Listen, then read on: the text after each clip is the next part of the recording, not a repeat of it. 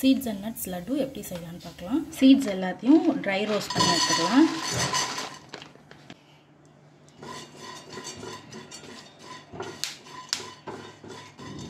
இது வந்து watermelon seeds.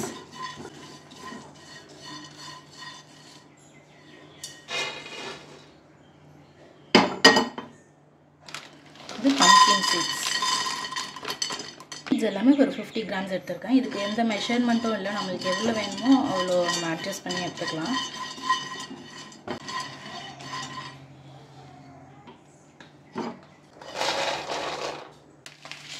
இது வெள்ளை எள்ளு.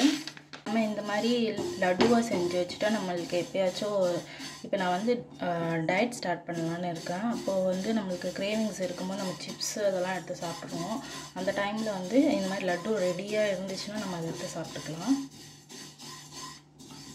நான் லைட் ரோஸ்ட் தான் பண்ணுறேன். லைட்டாக அதில் மாய்ஸ்சர் இருந்துச்சுன்னா போய்ட்றதுக்காக. இது கருப்பேல்.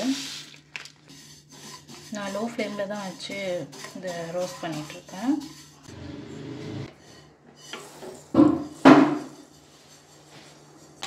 இது சன்ஃப்ளவர் சீட்ஸ். இது வந்து ஃப்ளாக் சீட்ஸ்.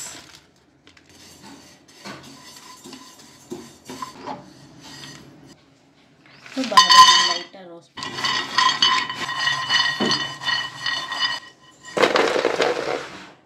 அந்த சீட்ஸ்லாம் கூல் டவுன் ஆனதுக்கப்புறமா இந்த மாதிரி ட்ரை கிரேப்ஸும் டேட்ஸும் சேர்த்து நம்ம அரைக்கணும். 1 கப் டேட்ஸ் ஆட் பண்ண போகிறேன். லட்டு பிடிக்கிற கன்சிஸ்டன்சி வர அளவுக்கு டேட்ஸ் சேர்க்கணும். இன்கேஸ் லட்டு பிடிக்க வரல அப்படின்னா நம்ம வந்து இன்னும் கொஞ்சம் கூட டேட்ஸ் சேர்த்து நம்ம வந்து அரைச்சிக்கலாம். இந்த மாதிரி நம்ம வீட்டில் இருக்கிற மிக்சர் கிரைண்டரில் நம்ம வந்து எல்லாத்தையும் சேர்த்து நம்ம அரைச்சிக்கலாம்.